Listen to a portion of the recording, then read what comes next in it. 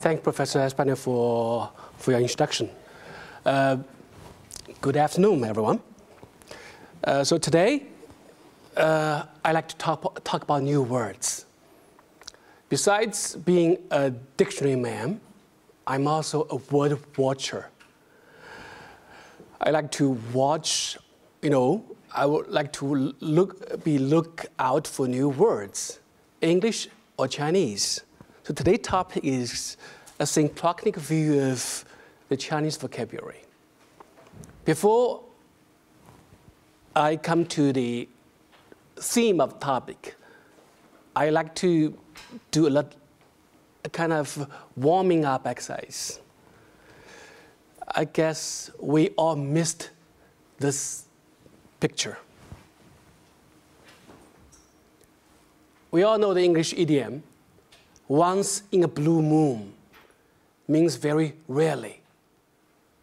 But last night, many people around the world, Asia and in North America, they had a chance to view this phenomenon.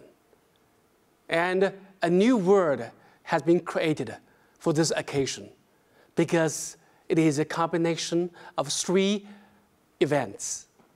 One is blue moon, one is blood moon, the other total eclipse, total lunar eclipse. So the new word in Chinese is called 超级蓝血月, literally super blue blood moon. And this word is used in English as well. Then we'll move on to some French new words. It's said that the new words here are regulated by the French Academy. But there are also new words anyway. So I'd like to show you some of them. I'm not sure whether you have heard of them, but they are, or they will be included in this year's edition of langues, I guess.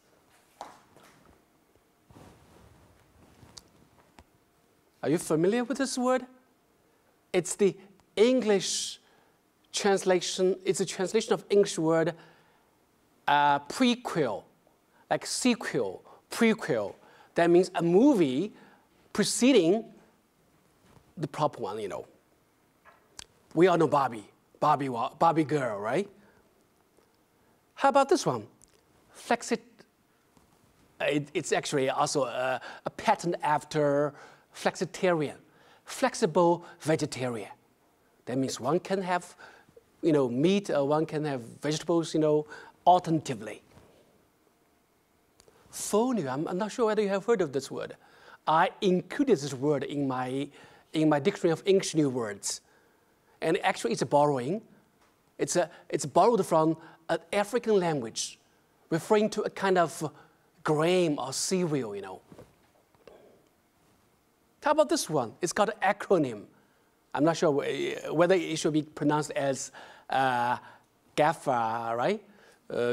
Google, Apple, Facebook, and Amazon, right? It's a combination of them.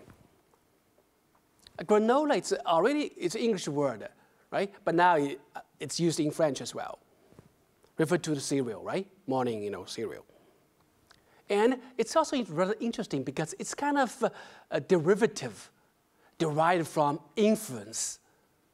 But in English, this word is also new. We all know influence, but influencer, a person who exerts great influence upon something, it's also new.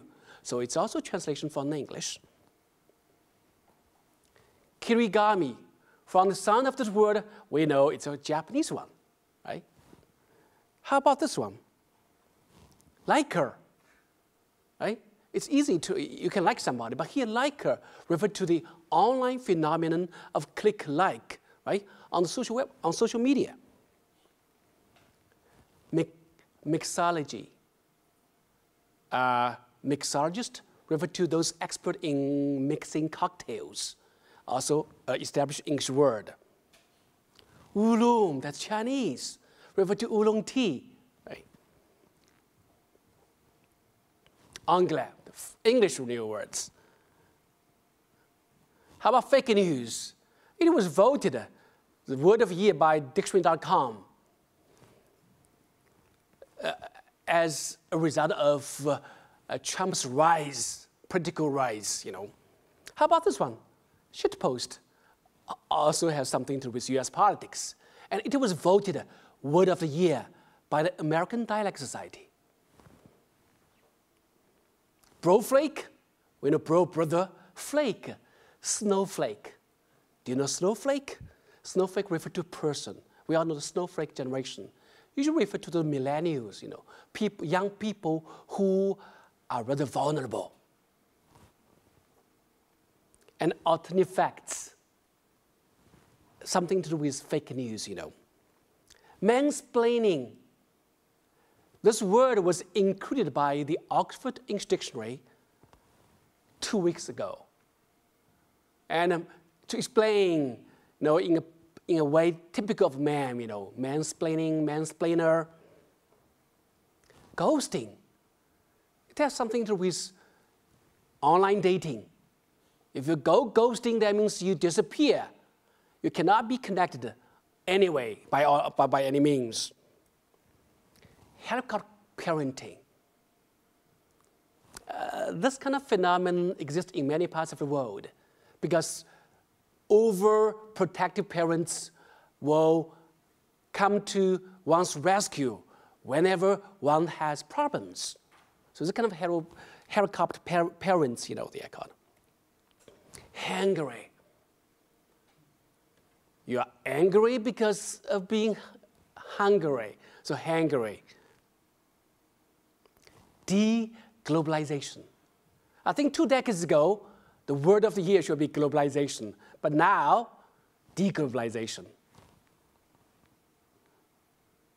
Me time. That means time spent alone, time for reflection. So just a bunch of English new words. Then we'll come to some Chinese ones. Chinoise.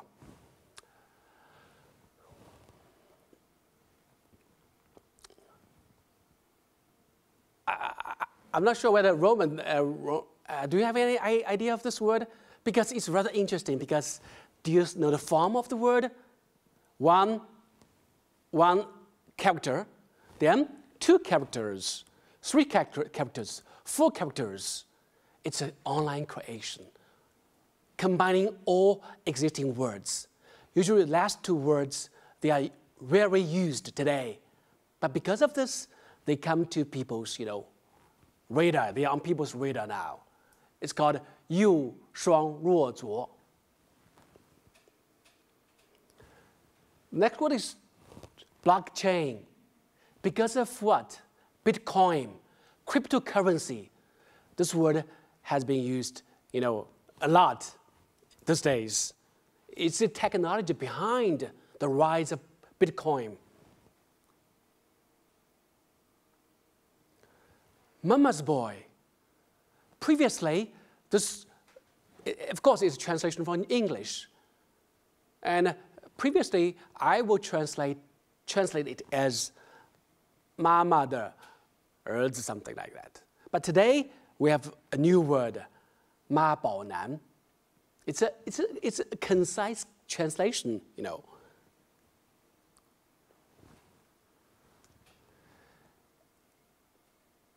It's a kind of jocular creation. Go die. In English, we don't have go to die, but without not go die. But here, the sound of go die, same as go die.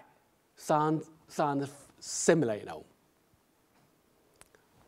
This one is a Japanese coinage. It's borrowing from the Japanese. Deuxième, 2-dimensional space. Used a lot by young people, you know. This one is a Cantonese influence. It's from Cantonese. It's a dialectal influence. And this, you know, is originally, it's kind of something belong to the martial arts, you know, with 2 routines in performing martial arts. But today, it means routine tricks, especially in deceiving people, habitual ways of doing things. It's called 套路. Idol, we all know idol. And idol has an established Chinese equivalent. That's called 偶像. But today, another equivalent has arisen. That's a transliteration, idol. But I think some of them just are created for jocular purposes, not for serious purposes. And next is a very popular word, 佛系. 佛 means Buddhism, a Buddhist. 系, something like isk, typical of a Buddhist monk. Usually, this kind of adjective is used to modify any person, usually young people who care nothing, who are indifferent to worldly pursuits. They are kind of insouciant, something like. Okay, the last picture in the warming up part is this one. It shows a list of English words. And this kind of English words has been influencing other languages, and the Chinese language in particular, because we can find lot of words like yappy. We have a transliteration, 牙皮是, in the 1980s. A road rage. We just translate it as 路怒, road, 路, rage, 怒. And we also have other kind of rage, like air rage. And AIDS, of course, is also a transliteration. And a binge watch for TV series, American TV series. So it shows the influence English exists on other languages. Then we'll come to the talk, the real talk. First of all, a few words about the structure of the talk. I will come to the overview first, then new word dictionaries in Chinese, then books on the study of neologisms, then types of neologisms, then word formation processes. How are Chinese new words formed? Lastly, concluding remarks. So the Chinese language has been developing in a fast pace than ever before, which can be attributed to a great extent to Chinese people's easy access to and their heavy reliance on the internet. One of the most obvious aspects of language growth lies in the emergence of neologisms, which has been seen in wide use. In the past, most Chinese people, scholars and laymen alike, would sniff at linguistic or lexical creations.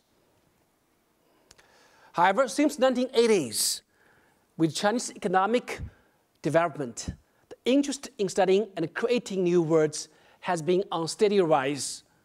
In 1984, Shuxiang, a famous linguist, wrote a paper entitled "Let us focus on more new words and new meanings," which encouraged people to take new words and new meanings seriously, thus sparking a nationwide interest in the research of neologisms.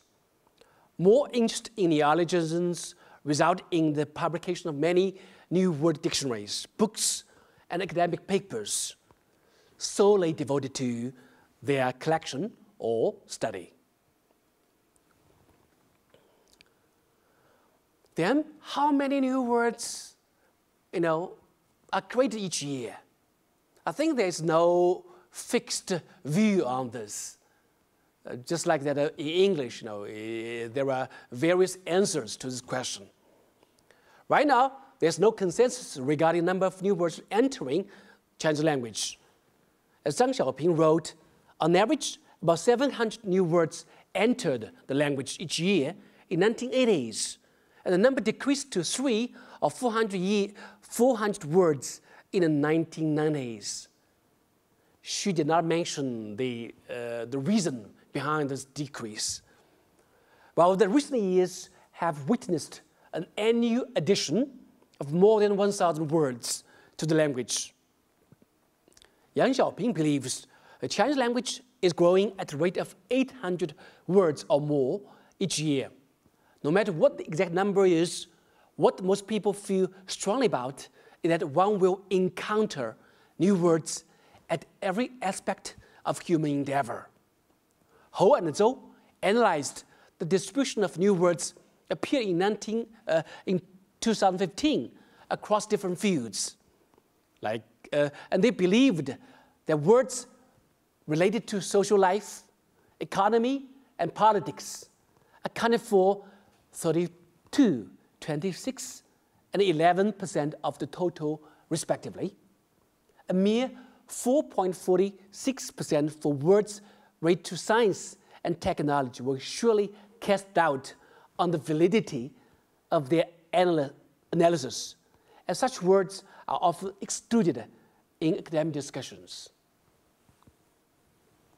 So the aim of the paper, so aimed at presenting a better picture of the new word theme, the paper attempts to offer an in-depth discussion of the new lexical members of Chinese language, with much focus put on the classification and word formation processes involved in their creation.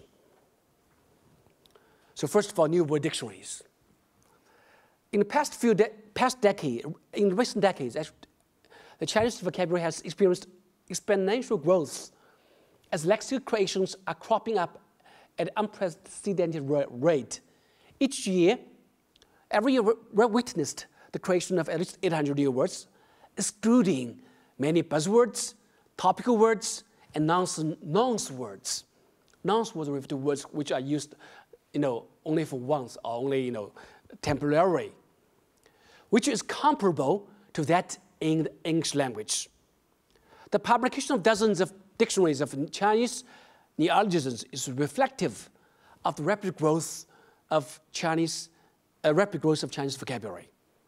Since the beginning of this century, more than 30 dictionaries devoted to the chronicling of Chinese neologisms have been published. I divided them into several categories. The first category includes dictionaries that are published each year and occasionally every 2 years, recording neologisms that first appeared or were popularized that year or in the previous year. There are 4 kinds of annual collections now available. The first kind was compiled by Professor Song Zilan and published by Sichuan People's Press, and the series entitled An Annual Collection of Chinese New Words, 汉语新词新语年编, includes 6 volumes, which were published from 1997 to 2011. Then, Professor Hou's dictionaries. The second kind was collected by Professor Hou Ming, usually with a co-author, and published by the commercial press. Known as an annual list of Chinese neologisms, 汉语新词语, it was first published in 2007, and each year saw the publication of a new edition. Its 2015 edition, for example, included 471 neologisms that were chosen from a corpus of 1.2 billion words. Examples include 暗黑网络, a translation from darknet, 地板价, the lowest price, 读完计划, poison pill, it's a financial measure popularly used in English, and 获得感, sense of achievement. And 路德 means road manners, and 网约车, online, car hailing or a taxi hailing service, you know. So it's text that can be booked online. And that's her dictionary, the 2015 edition of the dictionary. The third one, mainly focusing on buzzwords, was published by Yongwei Press. And it was published from 2005 to 2010. All these dictionaries usually record less than 1,000 new word entries, and lengthy examples or explanations have been provided for each of them. It's the 2007 edition of this dictionary. Then we'll move on to the official record. It's called, in Chinese, called 中国语言生活状况报告.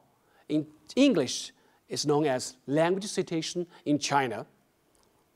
So this dictionary wasn't published until 2006, when Language Situation in China 2005 was released.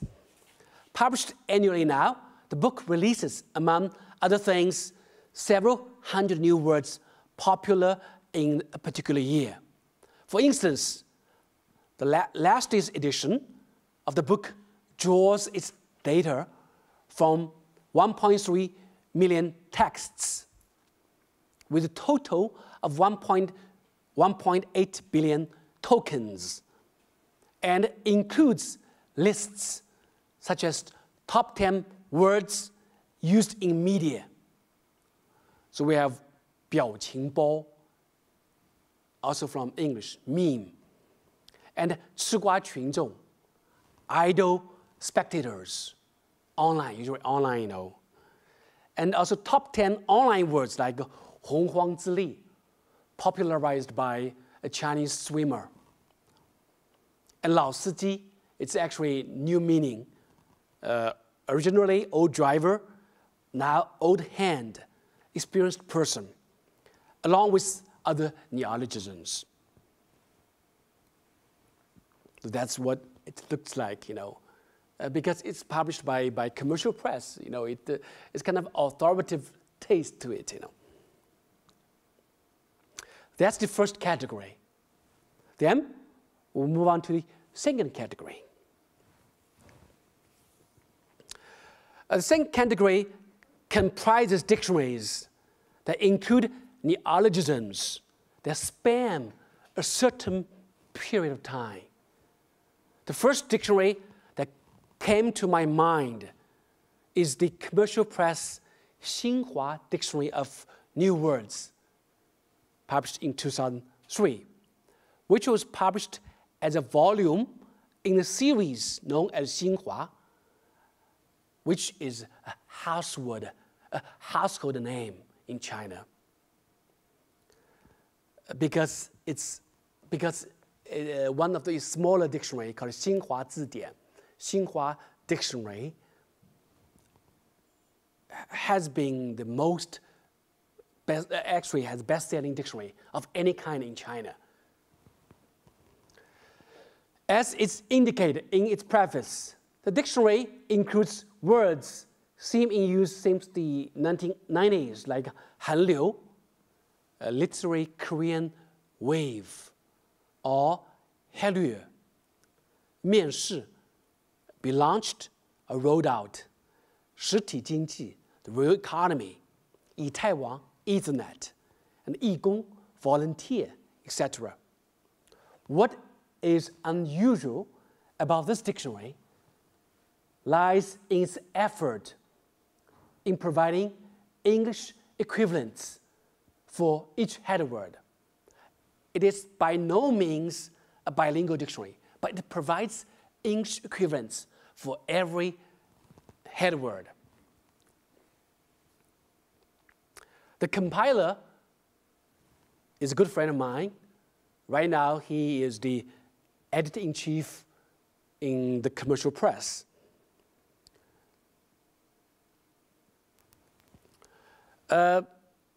Next example is a dictionary of Chinese neologisms, published in 2011.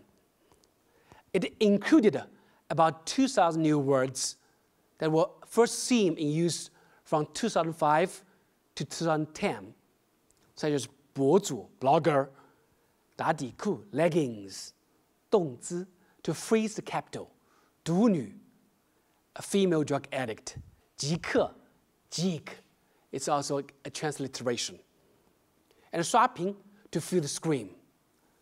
The New Century Neologism Dictionary, published in 2015, covered a longer period as the 5,400 neologisms it recorded appeared from the year 2000 to 2015, such as alpha nan, alpha male.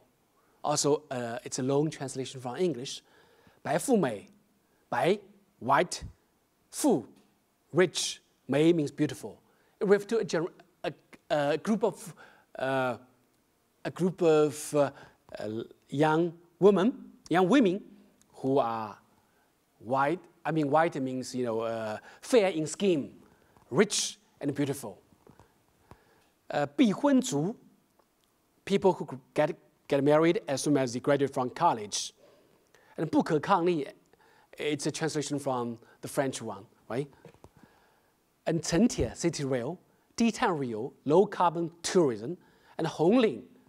We all know blue collar, white collar, pink collar, even gold collar. But right now, and now we have red collar, referring to government employees, because red refers to revolutionary. And also more ambitious projects. There are more ambitious plans to record the use of new words, namely Shen Mengying's dictionary and that of Song. Shen's dictionary, entitled A Dictionary of Chinese New Words in the 60 Years of New China, included about 7,800 neologisms that appear from October 1949, because that's the founding of the new China, to August 2009. And this dictionary, Professor Song's dictionary, it's a 3-volume tome. In 2014, Song's plan of chronicling the 100-year development of Chinese neologisms was brought to a successful end with the publication of a 3-volume dictionary, namely a Dictionary of 100 Years of Chinese New Words and Expressions, which covers neologisms from 1912 and 2011. And a similarly useful dictionary of the same kind is called Contemporary and Modern Etymology, which traces the origin of 9,500 words that first appeared during the period from the late Qing dynasty to 1949. So that's an early book, But this dictionary, the 3-volume dictionary, includes more than 11,000 entries, each of which has been provided with dated examples.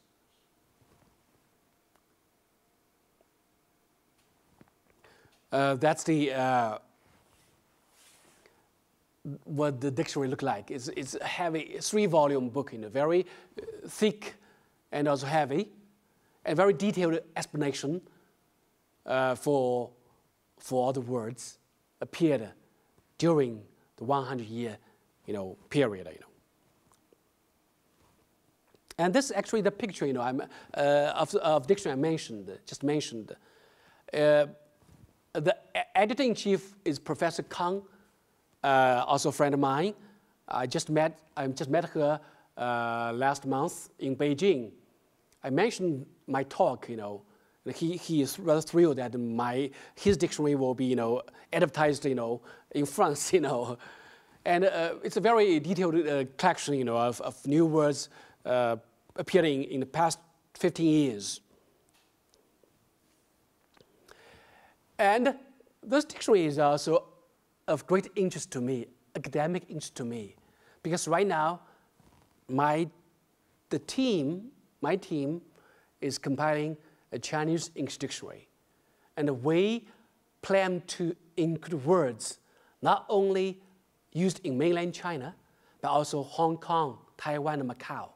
And this dictionary has been big help for us.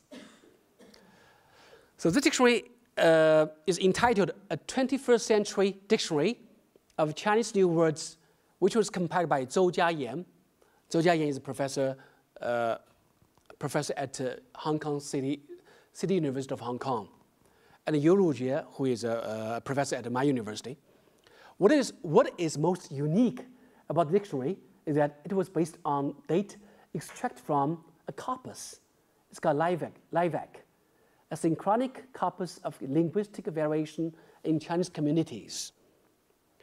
The 1,539 entries it boasts are new words popularly used from year 2000 to 2005 in mainland China, Taiwan, Hong Kong, Macau, and even Singapore.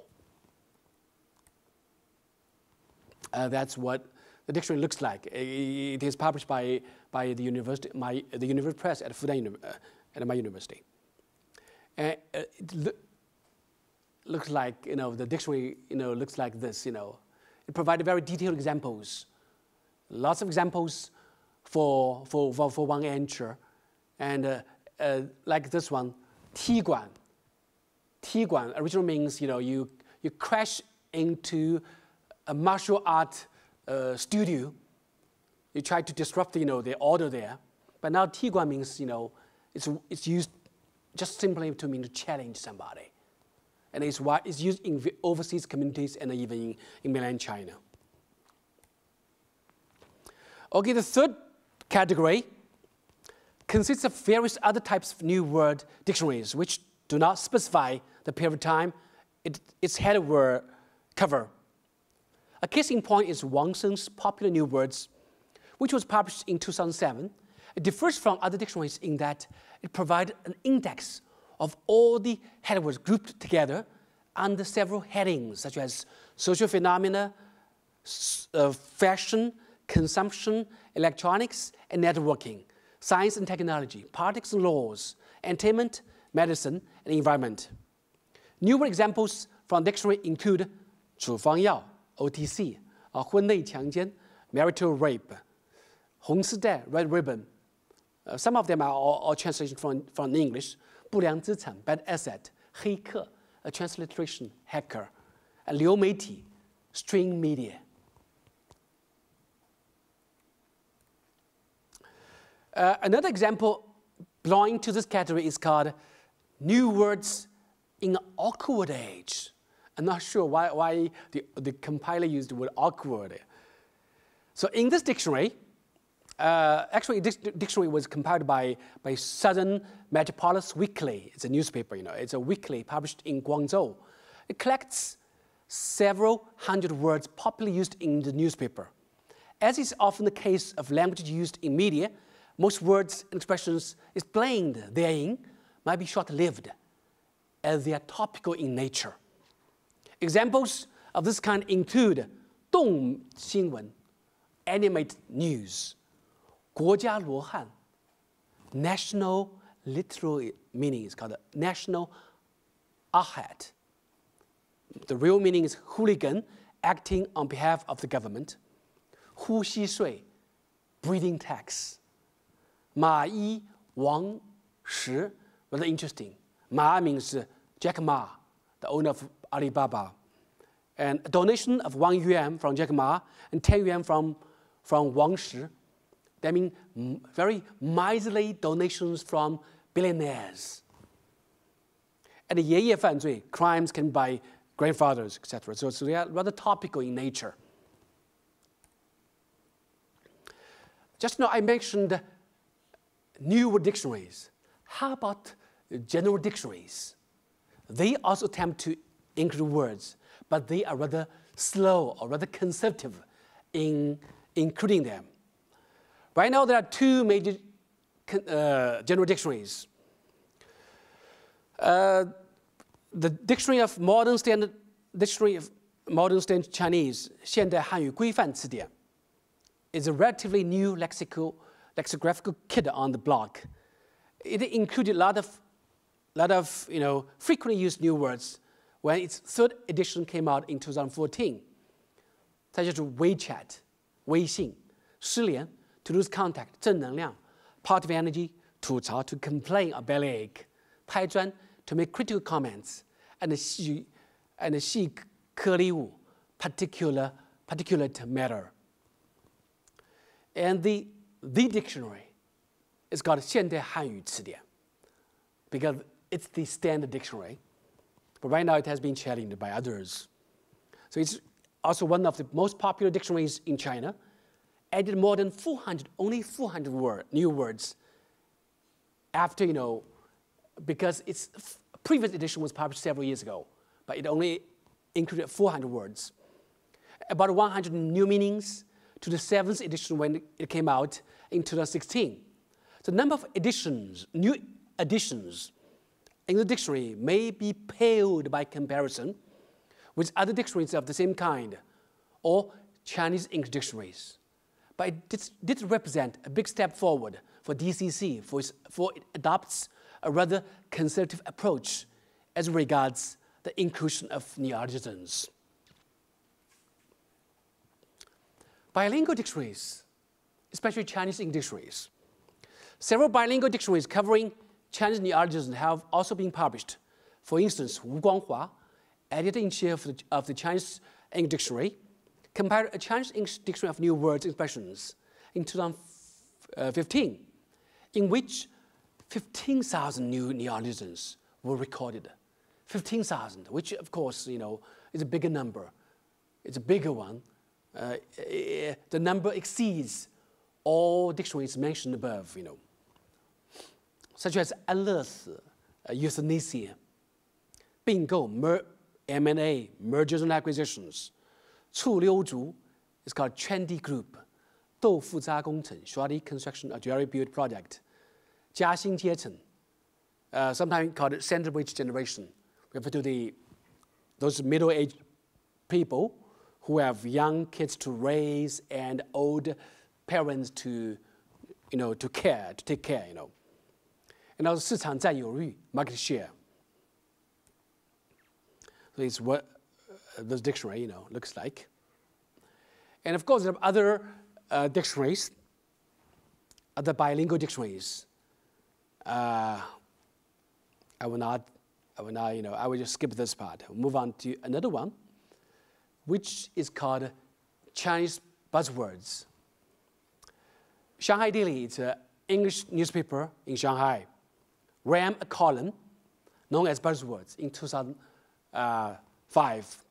And the weekly contributions culminated in the publication of a dictionary simply called Chinese buzzwords in 2011 that includes popularly used words such as 毕加索.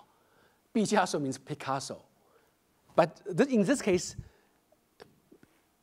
毕加索 sounding similar to 毕加索, closed and locked, refer to stay-at-home man.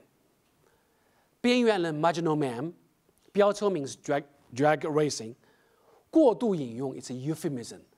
To overquote, it means to copy, to plagiarize. 睡会族 habitual dozer at meetings. And 务虚会议 means plan, discussion, meeting.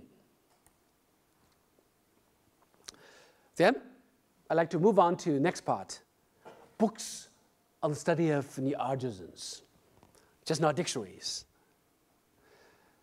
At least a dozen books dedicated to study of Chinese neologisms have been published since the beginning of the century. I just give some examples. There are at least a dozen of them.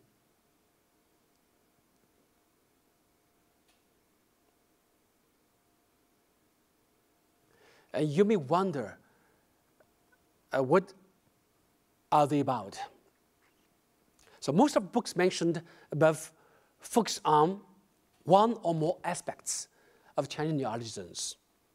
So, Zhong's book, for instance, not only discusses the theoretical aspects of the study of neologisms, but also singles out several new words, new meanings, and new usages for in-depth analysis.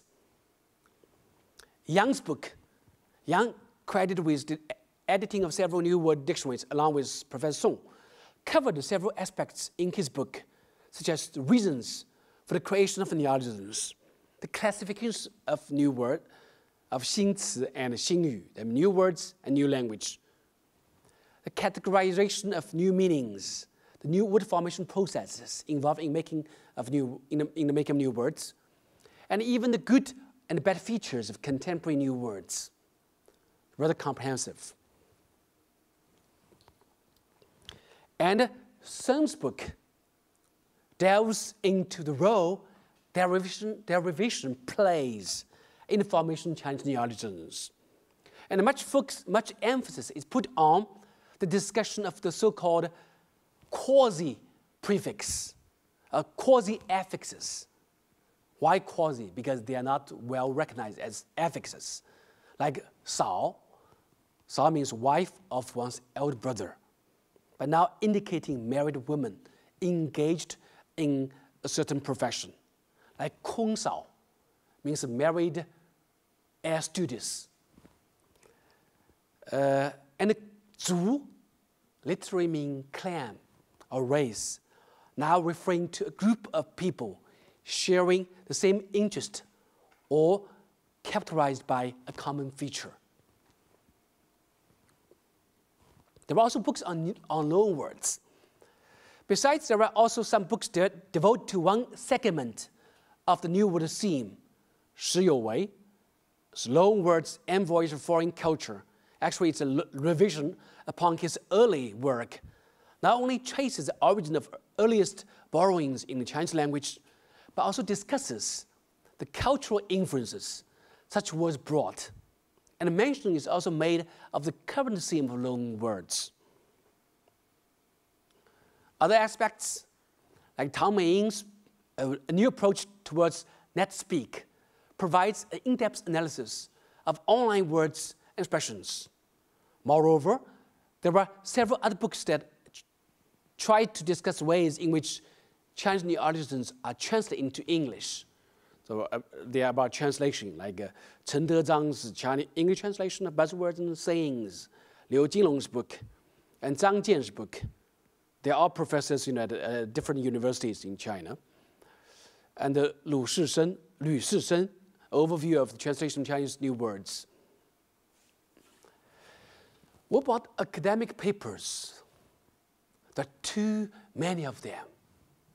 Academic papers devoted to the study of neologisms are too numerous to cite as a simple thematic search of Xingci or Hanyu Xing and Hanyu Xingci at CNKI, a colossal database of academic papers and theses, came up with over 18,000 and 5,000 results. So there are at least 20,000 papers have been written on the subject. In view of their sheer number, no more mention will be made of them here. Then let's move on to the next part, types of neologisms. So far, no exact number has been agreed upon yet as regards the types of neologisms of the Chinese language has. There has been different views all along. Some mentioned 3 types, namely new coinages, new meanings of existing words, and new borrowings. Very simple, 3 kinds. This view has been echoed by Lu. Yang identified 6 types of Chinese neologisms, namely new words, new meanings of existing words, dialectal or regional words that enjoy wider currency, loan words of all kinds, English initialisms and acronyms, You may wonder why there are English words in Chinese. I will focus on them later. Or lexical hybrids that contain both letters and Chinese characters. So it's a combination, And then finally, numbers used as words. I'm not sure whether there are the numbers used in French, but in English there are also a few, numbers like 911, right? 401k, refer to different system, of Medicare insurance, But in Chinese, there are also numbers that can be used that way. What about other views? One, to point out that there existed 8 types, namely newly coined words, new meanings for existing words, borrowings, abbreviations, dialectal words being popularized, technical terms. This time there were technical terms, Online words and expressions and colloquialisms.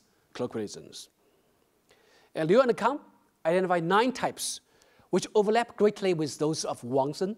And the only addition proposed by Liu and Kang is new words formed through the use of rhetorical devices. The classification may have raised some academic eyebrows, as some of the exemplary words illustrated by Liu and Kang, for example, 下海, dive into sea, right, to become a business person, and Wang online users, netizens, are either old words used in new way or new words formed through compounding. In this paper, the neologisms will be subsumed under the following 7 categories. 7 types will be mentioned. So they are newly coined words, long words of various kinds, abbreviations, new meanings added to existing words, words containing English letters or numbers, online words and expressions. Actually, there are a lot of overlappings between this, among them. Like online words sometimes usually contain letters, English letters. And finally, dialectal or regional words in common parlance. Okay, let's move on to the first type, newly coined words. This category undoubtedly constitutes the largest proportion of all the neologisms. It includes all the words formed through predictable word formation processes. Predictable, like compounding and derivation. The most productive methods in generating new words. I've heard that in French, the most productive word formation process is derivation. I'm not sure whether it's true. Derivation, through the addition of affixes, suffix and prefix. Examples of this kind include 不爱占座, actually it's a compound word. 财发户, compound word. 创一代, 大基建, 点赞贴, 护司, 僵尸群, 精准医学, all are compound words. Overlappings, I just mentioned. Many words in this category may overlap with borrowings. Why borrowings? Just now I mentioned long translation. That's just the word-by-word translation from other languages, especially the English language. So we have 市场占有率 is common word, but it's also a borrowing, right? 婚前协议 prenuptial agreement, 橡皮子弹 rubber bullet, 性敲诈 sextortion.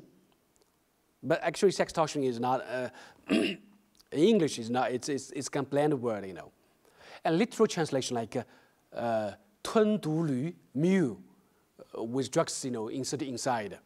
Unless, just mentioned, 笨床冰虎文大片 blockbuster. So next type is loan words of various kinds. Because of economic power and influence of English-speaking countries, and in the US in particular, English as a lingua franca has been exporting words to Chinese language, which is more open to foreign linguistic influence than ever before. The most conspicuous type of loanwords is transliterations, many of which may still sound foreign to Chinese speakers. So let's look at some borrowings in Xinhua dictionary of new words. So in the dictionary, one can easily find out this type of loan words from the brief English equivalents furnished, such as Ebola 病毒, Ebola virus,艾滋病, AIDS, bar, we have a lot of bar,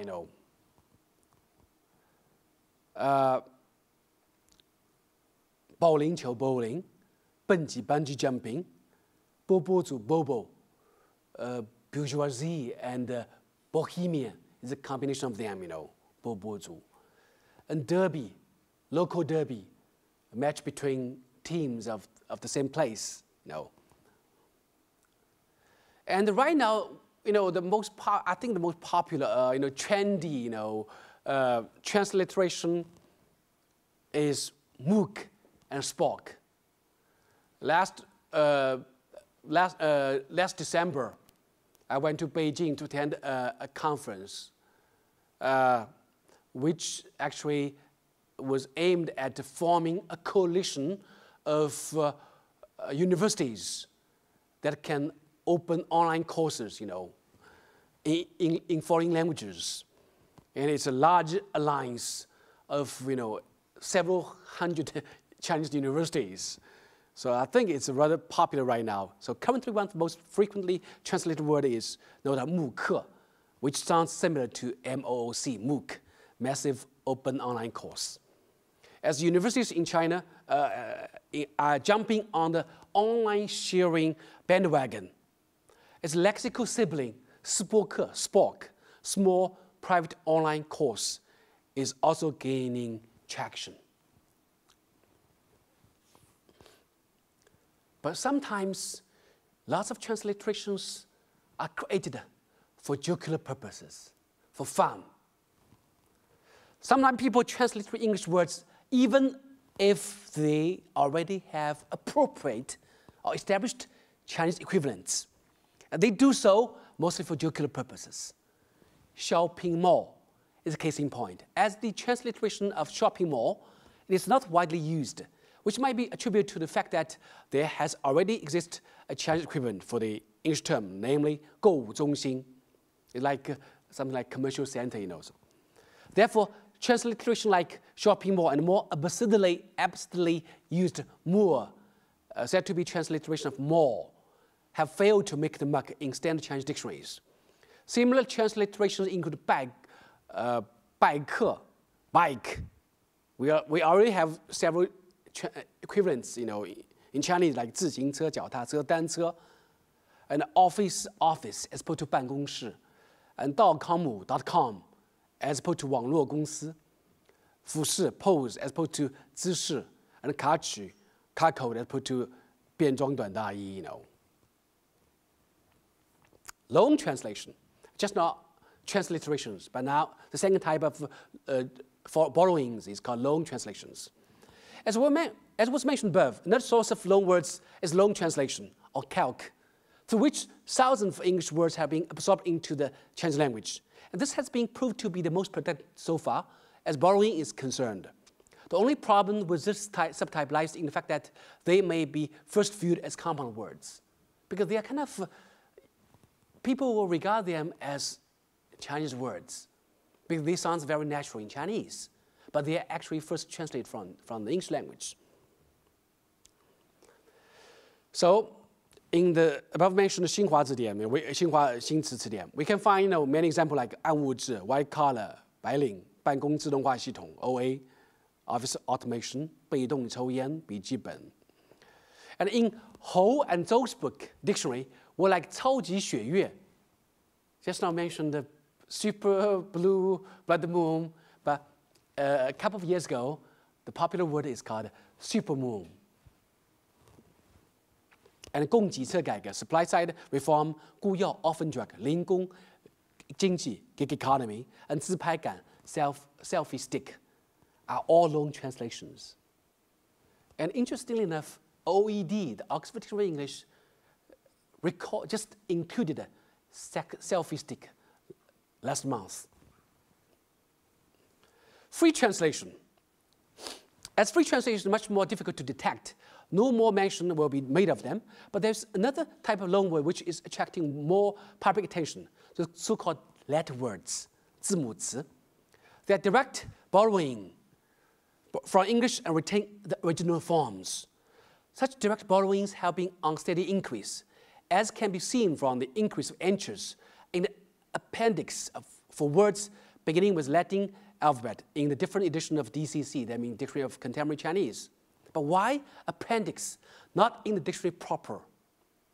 Several years ago, there was a big controversy surrounding this, because in China we also have linguistic purists. Many people believe such direct borrowings will sully the Chinese language. They should not be regarded as part of the Chinese.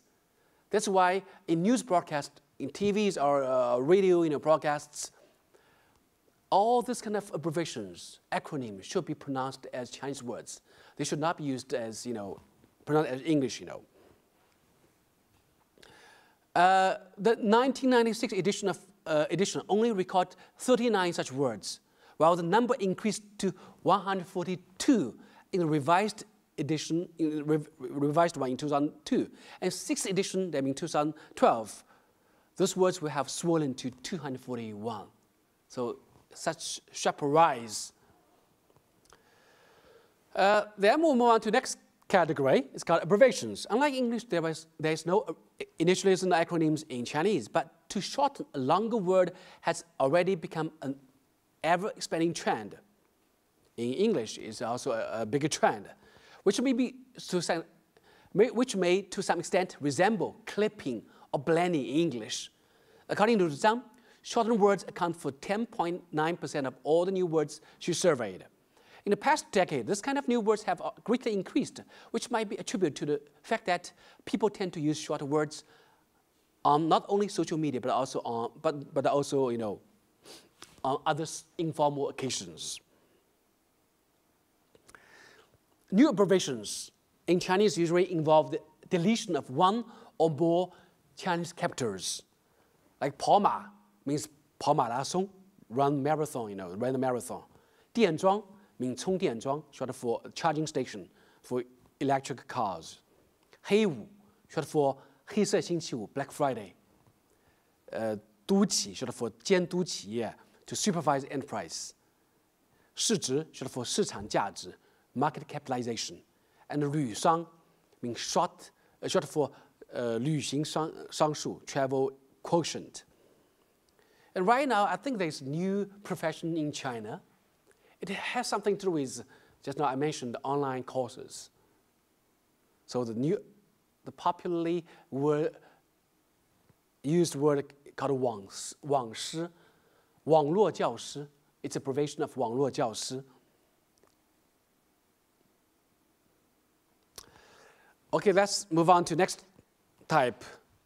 New meanings added to existing words. The Chinese language also boasts many polysemous words, though their number is definitely not comparable to that in the English language. However, in recent years, we have seen a steady rise in new meanings created for existing words. 下课, for example, like class is over or you are dismissed, has been used to mean, to be dismissed from class. But now it can refer to remove from one's post or position, particularly in a sports context, like coaches or managers will be, will be called to 下课, 扫街, literally meaning to sweep the streets, is now used to denote to take photos wherever one goes. Like what I'm doing right now, in Paris, I will also take photos of buildings of different architectural styles. And that's only one meaning. Another meaning is of taxi drivers to cruise with the aim of finding passengers, also called 扫街. Other polysemous words. Another polysemous word that is rather noteworthy is 粉丝, which refer to fine vermicelli, commonly used in Chinese cuisine. But now it is the translation of a plural form of the English word fan, namely fans. means 粉丝. And its shortened form 粉 is frequently used to form new words like 果粉, 果, a firm of Apple products, 果苹果, and 花粉, a firm of Huawei, the mobile maker, products. Other new meanings that emerged in the past decade include 大老虎, big tiger, refer to a high-ranking official who is accused of corruption. 发烧, to have fever, to develop at heightened speed. 生态, ecology, both literal and metaphorical uses, like language ecology. 风口, winged mouth, our drought, right now opportunity 扫描, to scan, to glance around, and so on. Then the next type is words containing English letters or numbers. As such words are not formed solely with Chinese characters. They are sometimes not treated, as standard Chinese words because most of them are listed in the appendix in standard dictionaries. Altogether, 4 subtypes can be identified from the way they are formed. First type, pure English words. Pure English words mostly in the form of initialisms and acronyms, namely 字母词, such as AI, artificial intelligence, BF, boyfriend, CFO, of course CEO is already, chief financial officer, KO, knockout, PK, play killer, originally from game, playing video games. And WTF, what the fuck, Some words usually used in cursing may look like English initialism, but they are actually the abbreviations of Chinese words transcribed in pinyin, like MB, 牛逼, and PLM, 漂亮妹妹, SB, you eat it, TMD, 他妈的, the F word, WBD, some of which, In actuality, most words of this subtype can also be termed online words because they are first used in online, circumstances. The second subtype is called combinations. A combination of English letters and Chinese characters, such as 大 V, bigger V, a Weibo, a microblogging user who has more than 500,000 followers. IP 电影, a movie adapted from original literary works.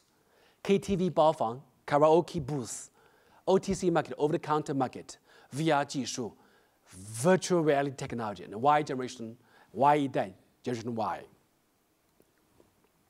Other subtypes, words that contain numbers, such as B2B, business to business, 3D 打印机, 3D printer, 3G generation refer to and 4G, cell phone,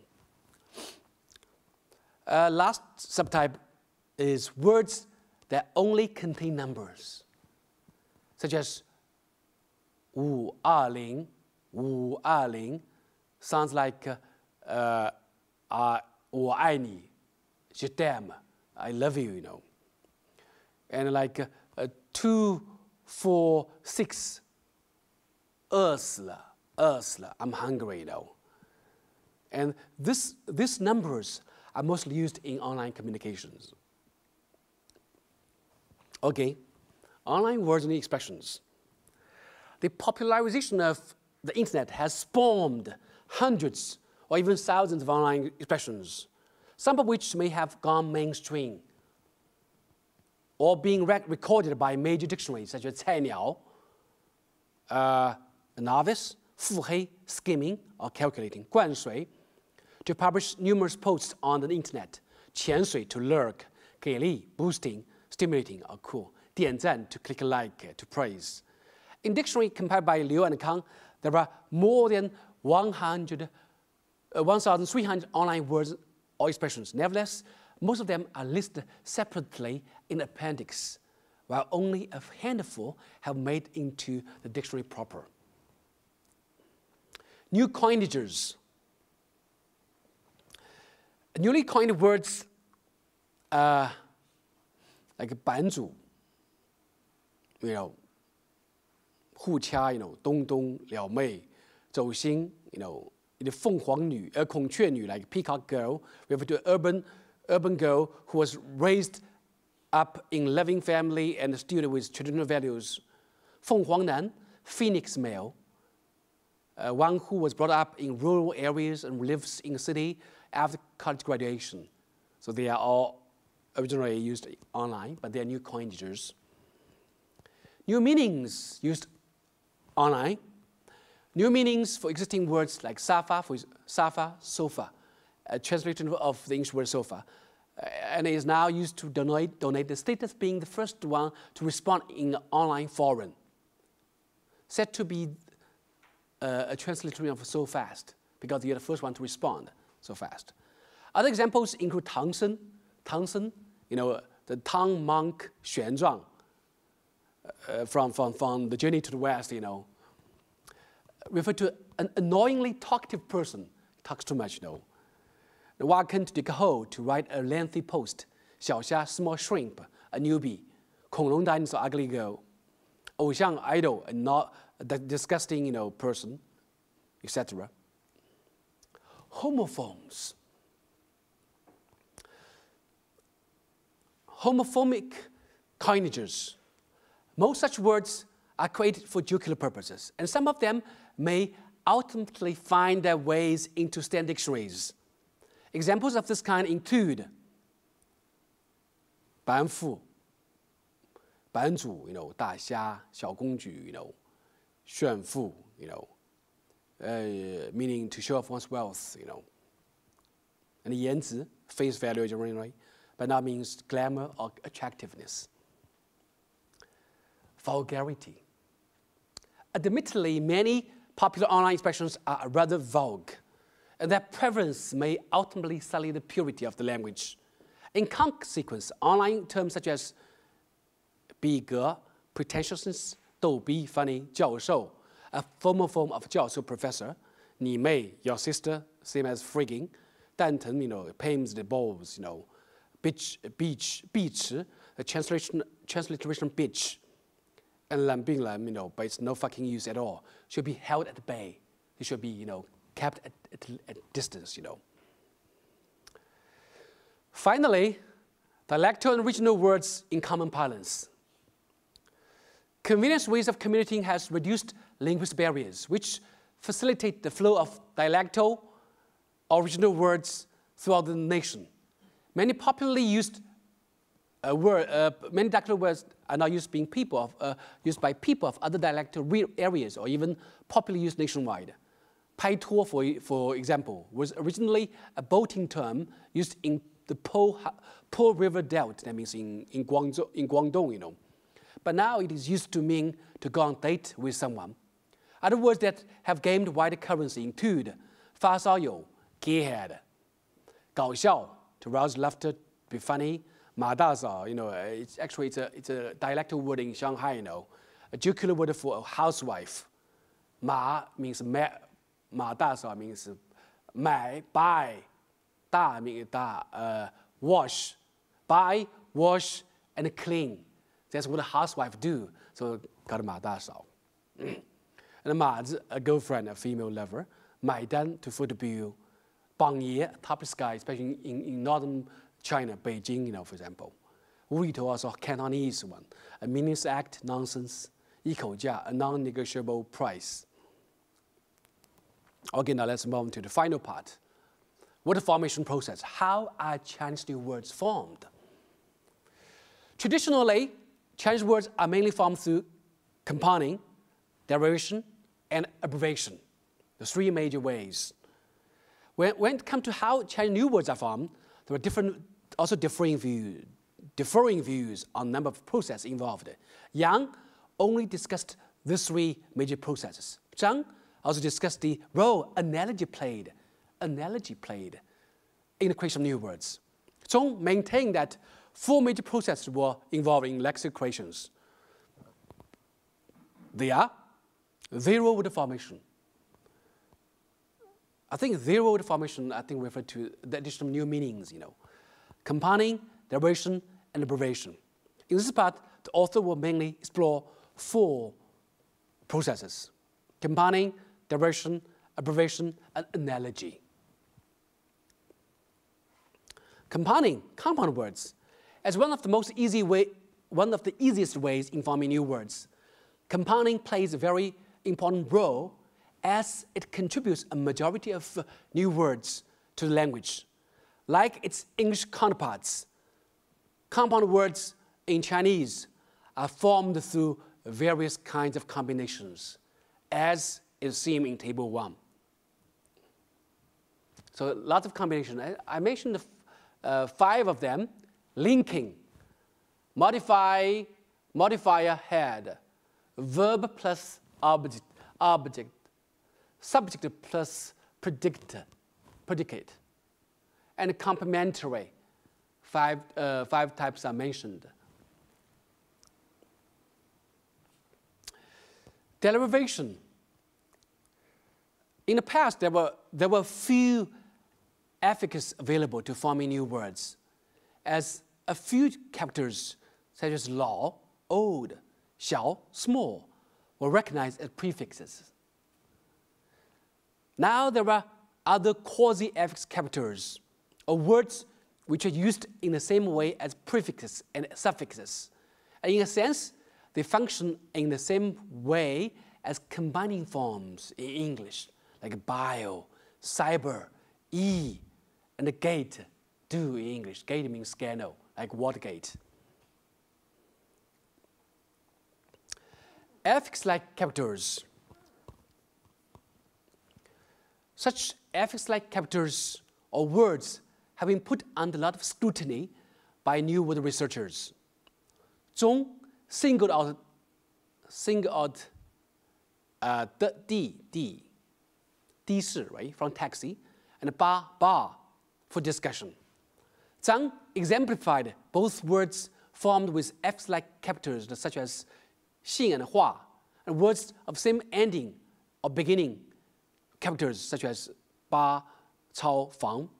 Shen analyzed dozens of them, such as ming, a person engaged in particular activity. Shou, hand, a person involved in certain activity. Mi means fan, enthusiast, same as head or ista in English. And shi, one skilled in certain professions.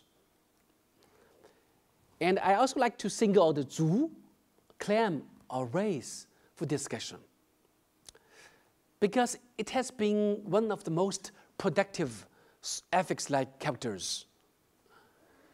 When used in combination with other words, it refers to a group of people who share the same interest or like to do the same thing. New Chinese words begin with zu. At the ending may have amount to over 100 such creations, such as bang zu.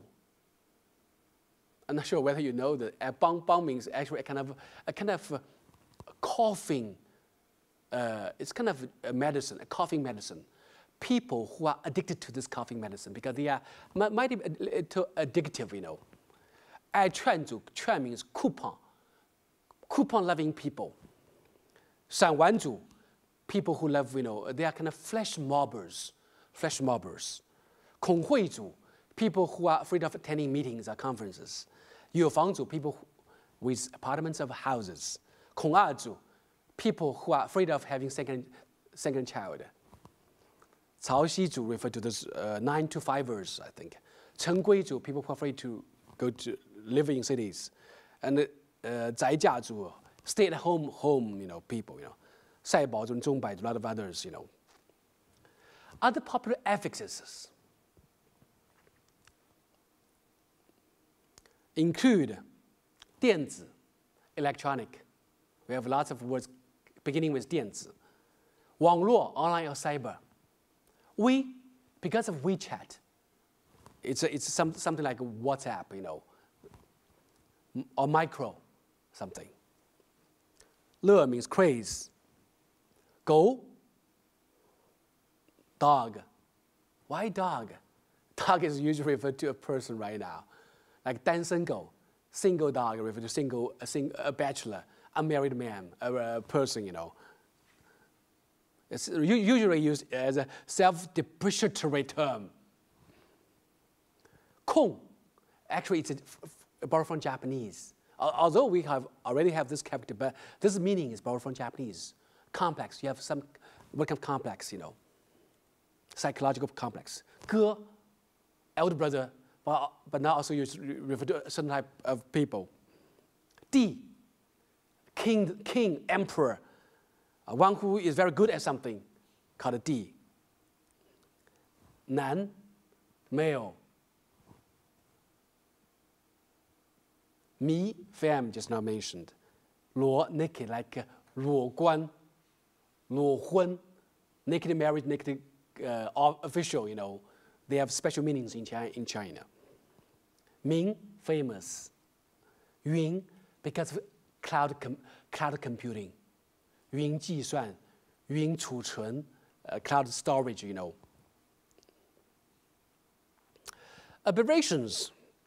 In the Chinese language, with absence of initialisms and acronyms, because of its nature being a non-alphabetical language, abbreviations proliferate, and they usually come in A plus C or A plus D combinations in four-character words, such as 顶豪, 顶级豪宅, luxurious mansion, 白领奴隶, white-collar slave. Why are they called slave? Because they are enslaved to mortgage or something, to their high spending habits, you know. 补, you know, 车补, sorry, one is missing. 复运, women's movement, 电乐, 电子乐. Analogy, because this method wasn't discussed, you know, hasn't been discussed a lot by many people. And I think it's also a popular way in English, you know, but because of the nature, its nature of overlapping with others is seldom mentioned. So forming words on the basis of existing words or patterns is common practice. Due to the fact that many analogical formations are created for jocular or humorous purposes, they sometimes do not enjoy much currency.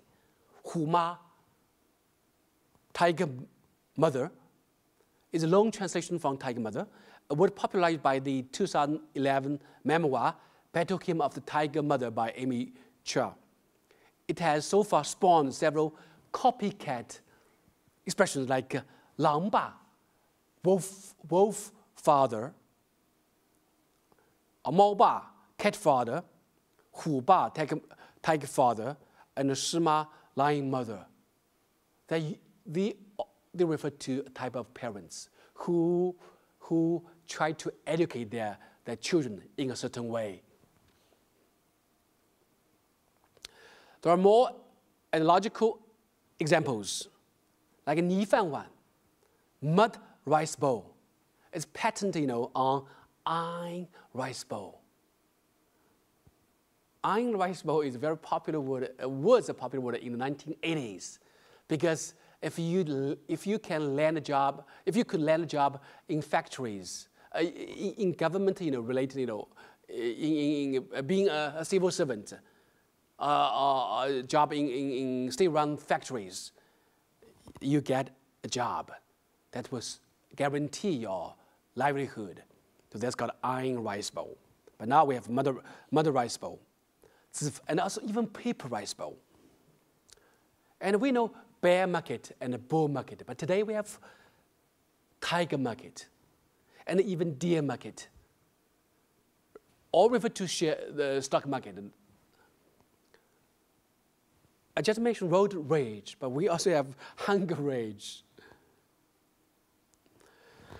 Okay, now the concluding remarks. As the vocabulary of language is a mirror of the society, neologisms can be regarded as a barometer of social development.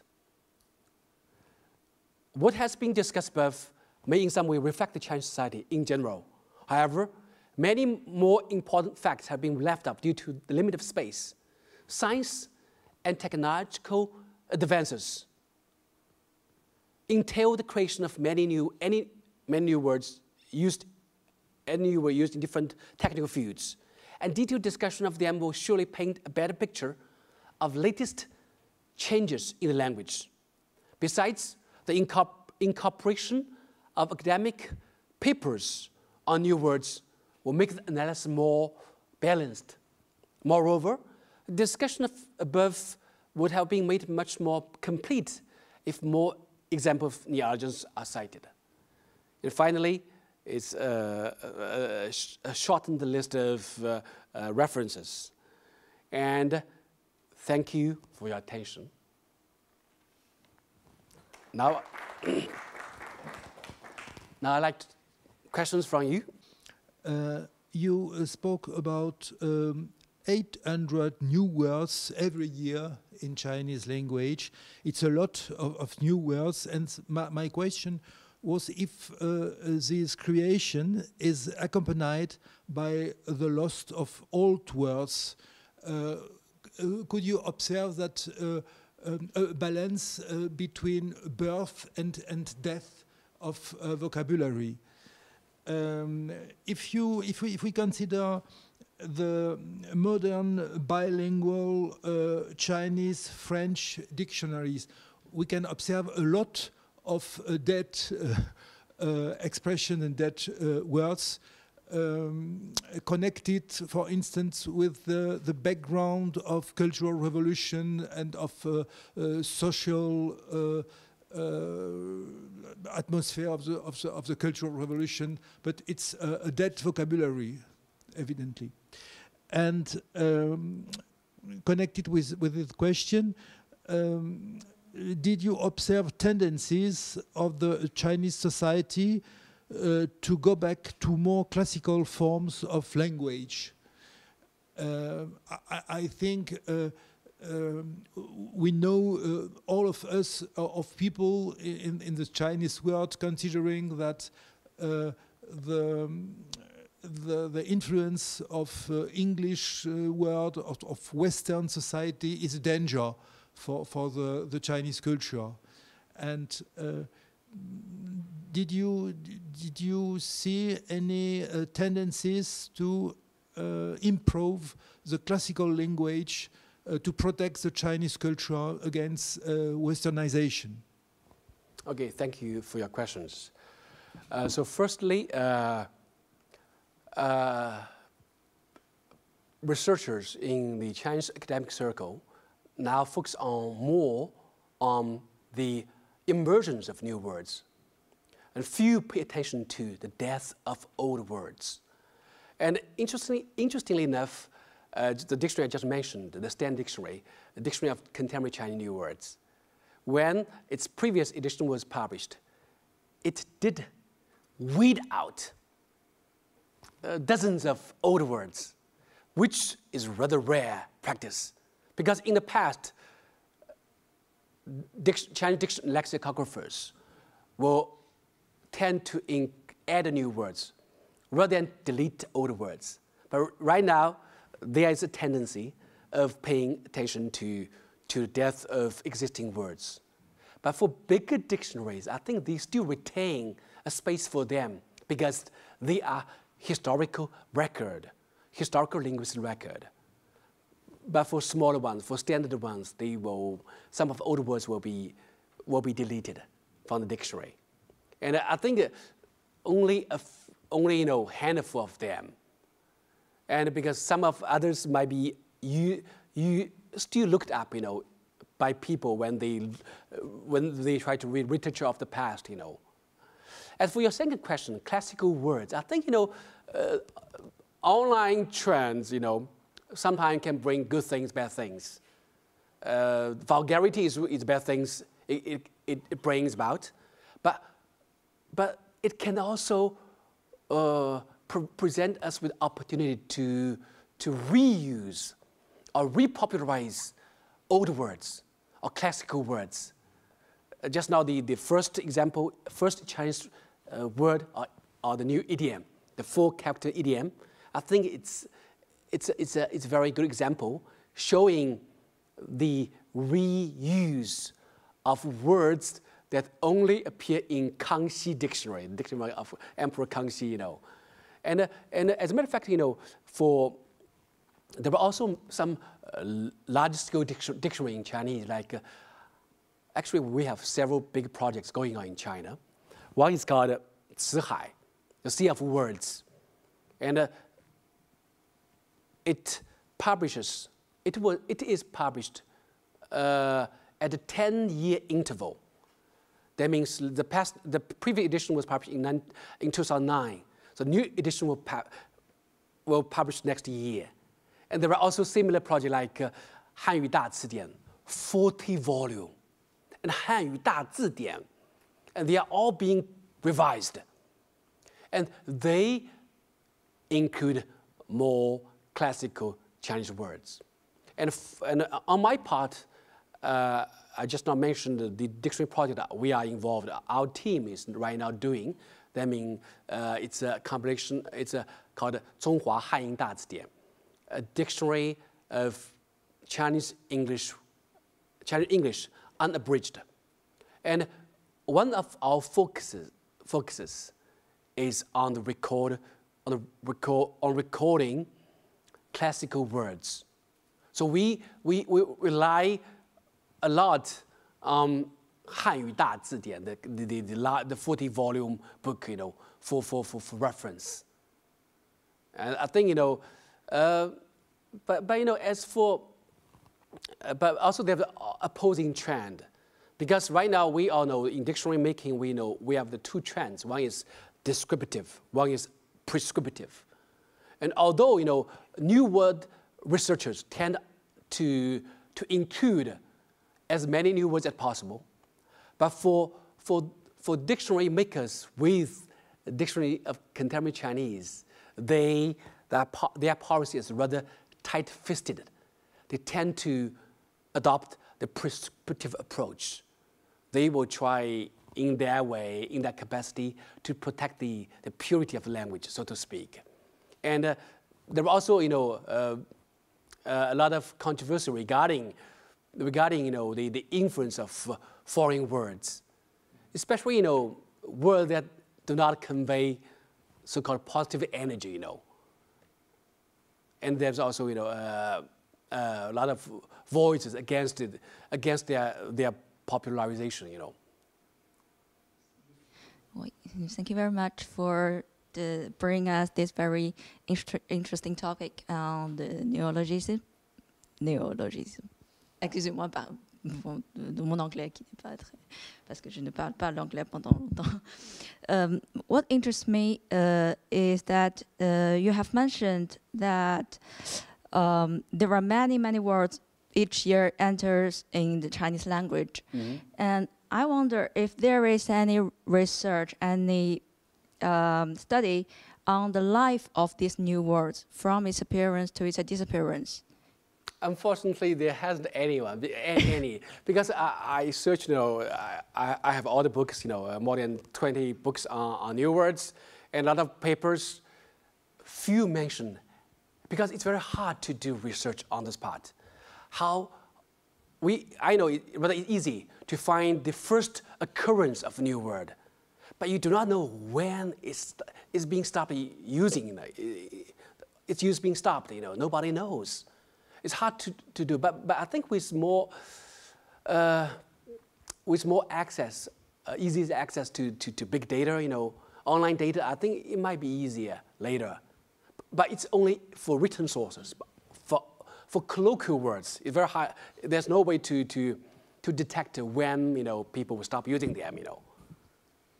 And there is another question about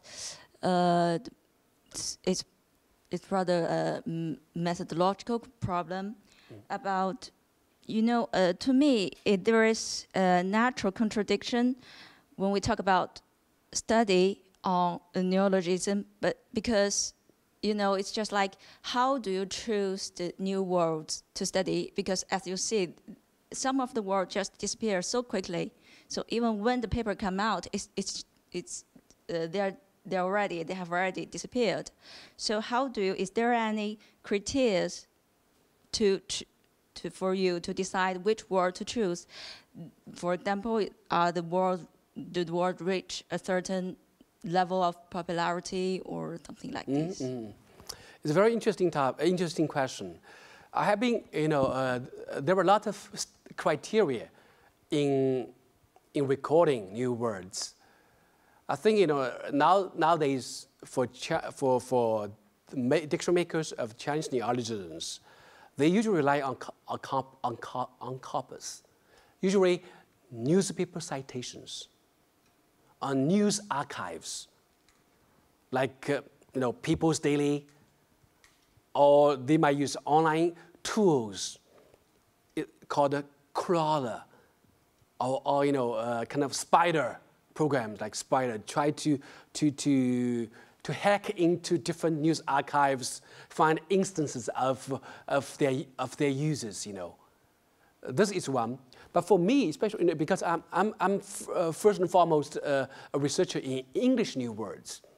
And in English new words, there are criteria like how many times it appears in news corpus, and what's about the interval between each different, you know, citation, and is there any regional differences? So whether this word is used in the United States or in Britain, whether there are, you know, cross-border users, you know, such factors all will be taken into consideration. And there's one principle that has been widely adopted. It's called FUDGE, called fudge. Fudge. It was proposed by the Secretary of American Dialect Society, Professor Alan Metcalf. He mentioned F stands for frequency. U means unobtrusiveness. I think which is rather contradictory, you know, frequent and unobtrusive. Unobtrusive means inconspicuous. And D means derivative. A lot of, you know, words generated from that word, you know, and also others. But for me, because when we are trying to compile English Chinese New Word Dictionary, we usually basis you know, on the number of occurrences, the number of examples we have on that word, and we will cross-check it with, you know, news archive like news, Google News, Yahoo News, and other various news corpus, and of course the time span also counts.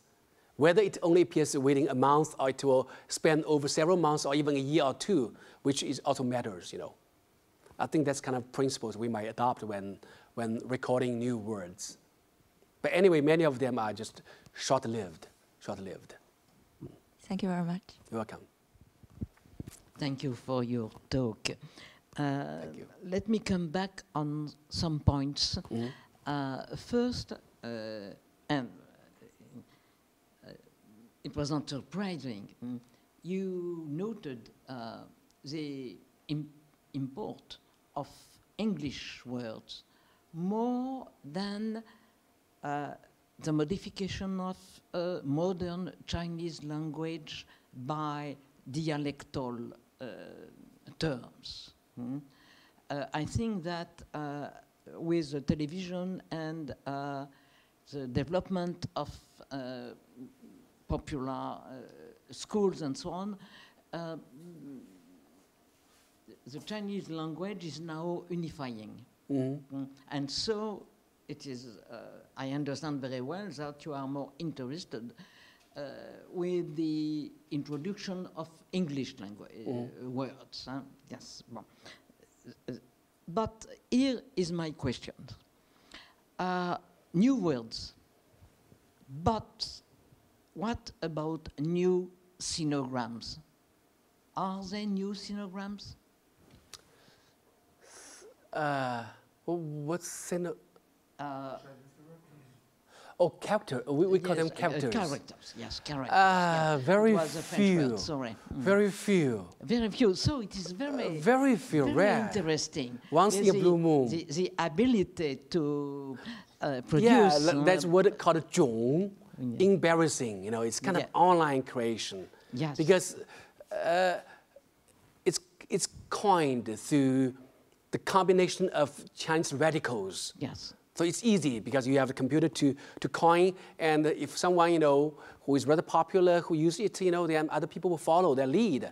I think it might be easy, but Yes. actually there are few instances, Yes. few examples. And so that very clever combinations of characters with new meanings maybe is not the key, but a key to the formation of new words. Because here you have something very positive, the characters. And then the way they are combined into new meanings and in connection with the import of new English words. Yeah, it's easy. I think, like I just mentioned, there's a very close link between Chinese compound words and English compound words. Yes. And because this is one of the easiest ways, because you don't have to create anything. You Yes. just base your creation on existing words. Yes, yes. It's rather easy. Yes. And the combination of them will create, of course, give rise to various, meanings of words. Yes, but it is for us, French people, a very interesting way to produce new words just with characters, and it comes back to my notes or questions during your first talk, at the end of your first talk, that I asked you if there is something like grammar in Chinese, and you answered no, no. But the productive force of Chinese language is in the combination and recombination of old characters. And that is very interesting, because there is maybe the heart of the core of the relation between people and their language. And I think your comments and notes and also reminds me of other words that have been coined in the past few years. Yes. And not words, not some characters. Some characters, but a few only. Chemical terms. Chemical terms, yes, like yes, yes. elements. Yes. 100, 117, 115, 14. Yeah. They are all combinations of existing Chinese radicals, like for metallical elements, Yes, yes. Metals. Yes. Like we have a special character for them. A combination of them will make much sense. Yeah. Yes, yes. And there are, I guess 10 of them in the past decade, Yes. Yeah. Yes. So it would be interesting to, for us, to be able, but we are unable, of course, but to be able to understand the formation of new words through the recombination of ancient characters. Because we are afraid 2,000 new words, but with only a very few new characters. And I think, it's, because this kind of characters are coined by a government agency. Yes, yes. In standardizing the translation of technical terms. Yes. It's called Minziwei. It was first established in 1986. Yes. And it has many subcommittees. Yes. They will have meetings discussing how this element should be, how Chinese character should be created for that element. And they even have a journal called Chinese Terminology. Yes. And in which there are a lot of papers discussing how such words should be, how actually it will publish a lot of proposals for new characters, but only a few will be adopted. Yes. No, thank you so much for your answer and your precision. I have another question, if possible. Yes. It is quite a personal question. I have been very interested and teased by what you called loan translations. would you be so kind if we have time to come back? Long translation, notion, okay. Because it was very rich, and you had to be rapid because you had much to say. And I was teased, and I am sure I did not catch everything you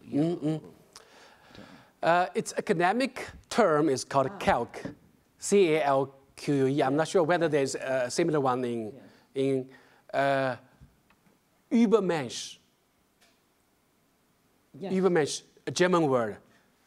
Superman in English. Yes. So it's a long translation, Yes. right? Originally German, then English. And right now, English has been a big exporter of such words. And Chinese has been on the receiving end of this trend. Yes. So we have a lot of such words, you know, examples like, you know, they are all firstly used in English, like dark matter, right?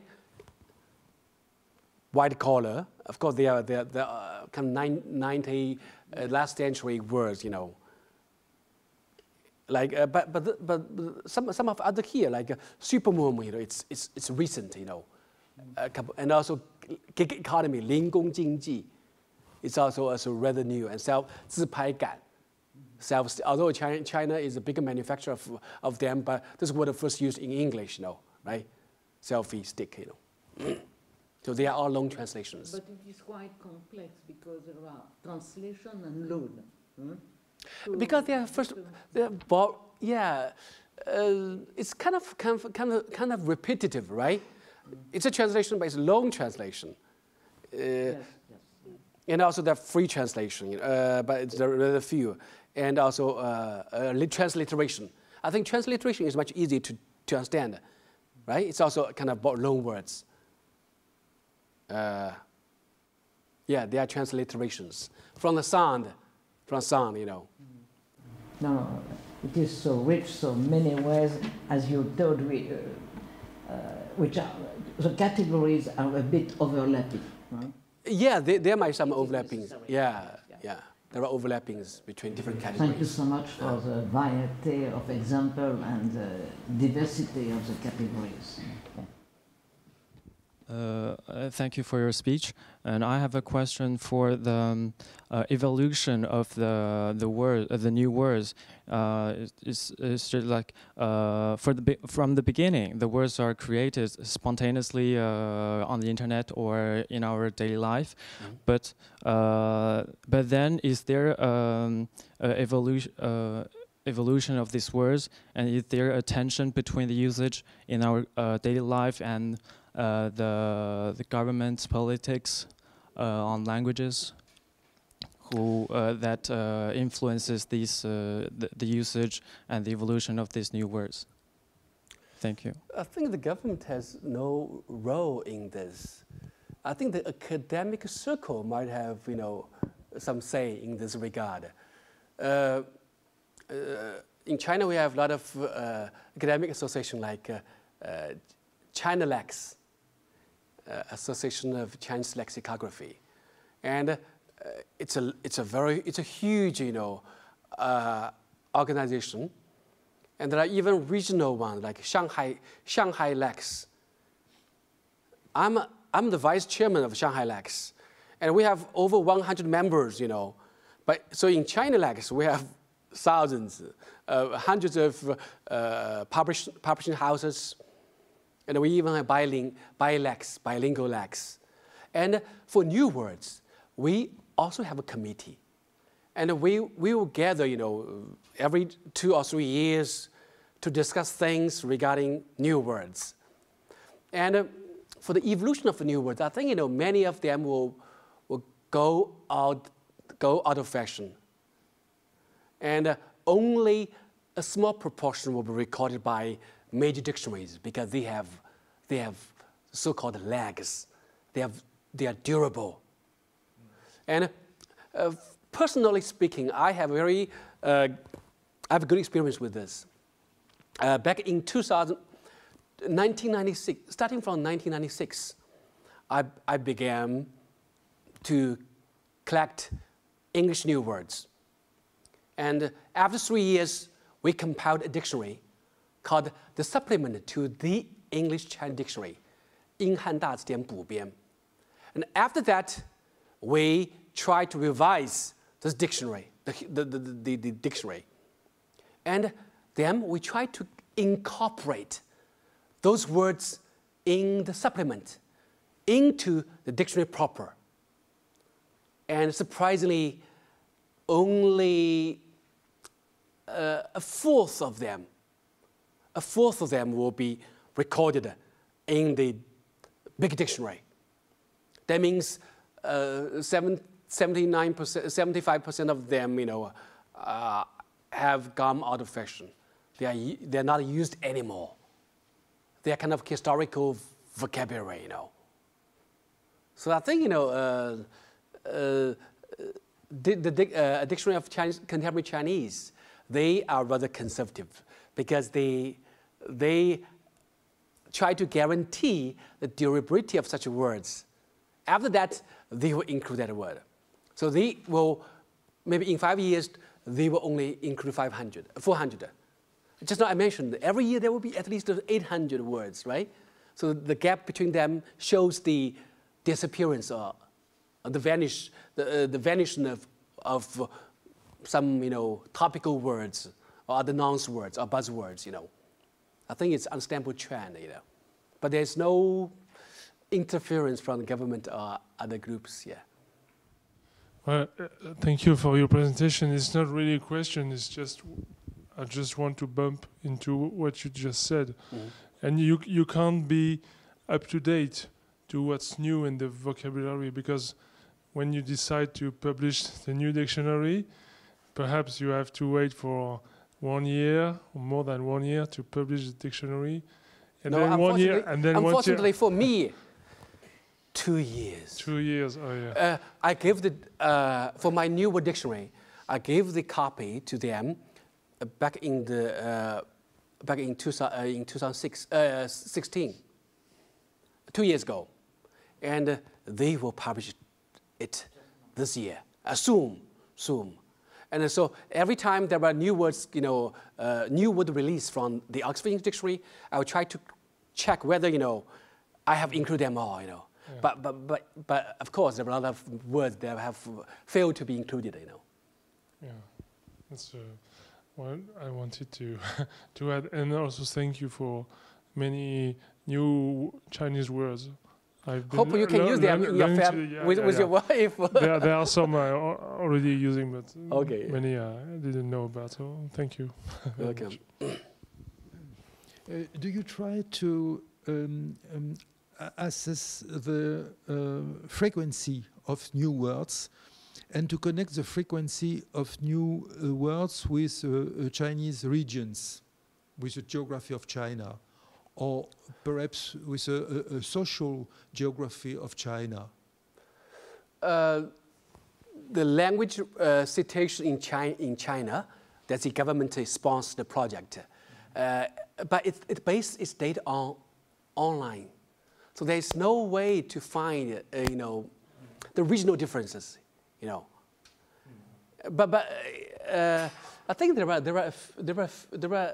some research on this part, but not many. Yeah, on the regional variation of new word users, Yeah. So thank you. Okay, thank you all. Thank you all.